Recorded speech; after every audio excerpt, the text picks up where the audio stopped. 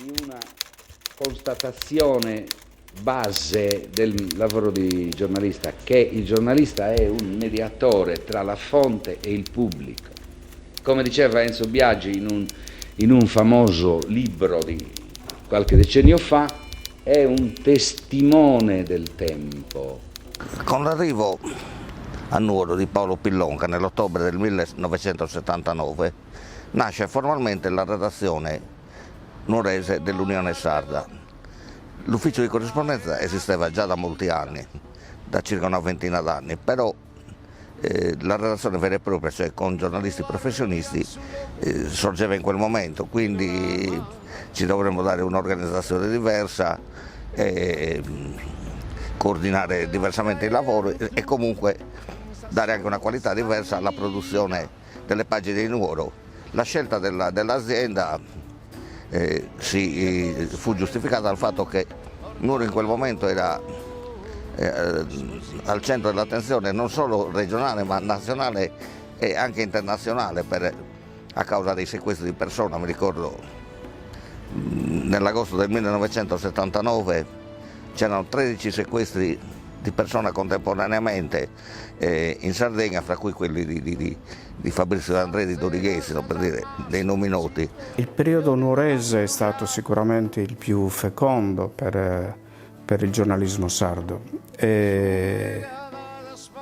Alcune delle migliori firme del giornalismo sardo stavano proprio nella redazione di Nuoro, tanto alla Nuova Sardegna quanto all'Unione Sarda. In anni tremendamente difficili, dove bisognava raccontare quasi tutti i giorni storie di banditismo. È scomparsa quella che in gergo si chiama cronaca bianca. Questo un po' dipende dal rinnovamento delle tecnologie, dal totem computer che costringe il redattore ad essere un uomo macchina e quindi ne ostacola i movimenti nel territorio. Prima le notizie si andavano a cercare.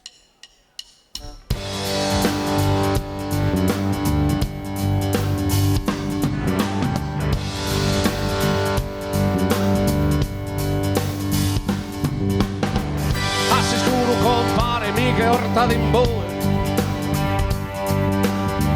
porro che sul mare che era malo proe.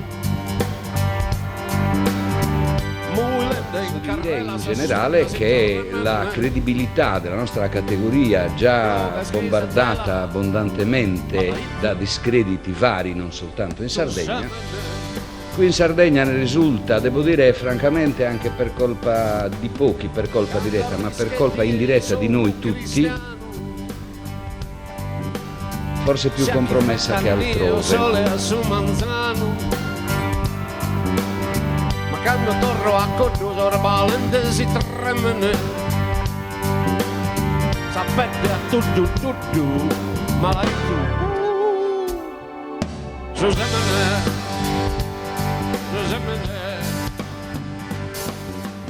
Ma non è possibile che noi siamo diventati un popolo di sequestratori, bombaroli e drogati, perché questo risulta dalle pagine dei quotidiani. Tutto il versante solare della realtà sarda, o gran parte del versante solare appunto di bene, di progresso, di evoluzione, di iniziative nuove, non esiste se non come fatto eccezionale quando magari il protagonista di un'iniziativa è amico del redattore.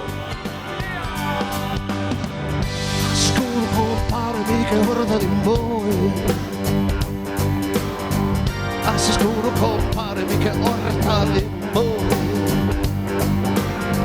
assi scuro compare mica orta d'imboe, assi scuro compare, assi scuro e anche il fenomeno e a lei voglio il mio amore.